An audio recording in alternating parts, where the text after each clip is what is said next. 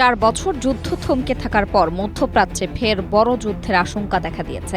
ইয়েমেনের ইরান সমর্থিত হুতি বিদ্রোহীরা বছর জুড়ে বজায় থাকা আপেক্ষিক শান্তি ভেঙে সৌদি আরবের সঙ্গে আবারও সংঘাতের ঝুঁকি নিচ্ছে।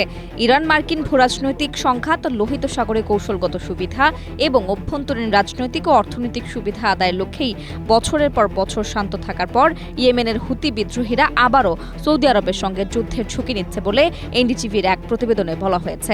লন্ডন ভিত্তিক চিন্তা কেন্দ্র চ্যাথাম হাউসের বিশেষজ্ঞ ফারেয়া আল মুসলিমি বলেন, বিশ্বের সব সমস্যার একটাই সমাধান দেখে হুতিরা, তা হলো যুদ্ধ। অপরদিকে সৌদি অর্থ দিয়ে সমাধান চায় আর হুতিরা চায় গুলি চালিয়ে। প্রতিবেদনে বলা হয়, কৌশলগত দিক থেকে হুতিরা খুব হিসেব করে আক্রমণের সময় বেছে নিয়েছে।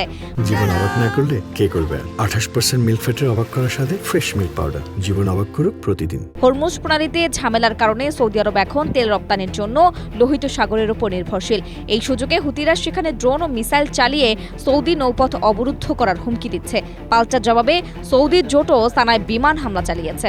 2023 সালে একটি ঐতিহাসিক শান্তি চুক্তি স্বাক্ষরের কাছাকাছি পৌঁছালেও গাজা যুদ্ধ ও ট্রাম্পের হুতিদের উপর নিষেধাজ্ঞায় পরিস্থিতি জটিল হয়। সানায় ইরানি বিমান অবতরণকে কেন্দ্র করে তৈরি হওয়া বিরোধের জেরে ফের শুরু হওয়া এই সংঘাত ইয়েমেনকে আবারও এক ভয়াবহ গৃহযুদ্ধের দিকে ঠেলে দিতে পারে বলে প্রতিবেদনে উল্লেখ করা হয়।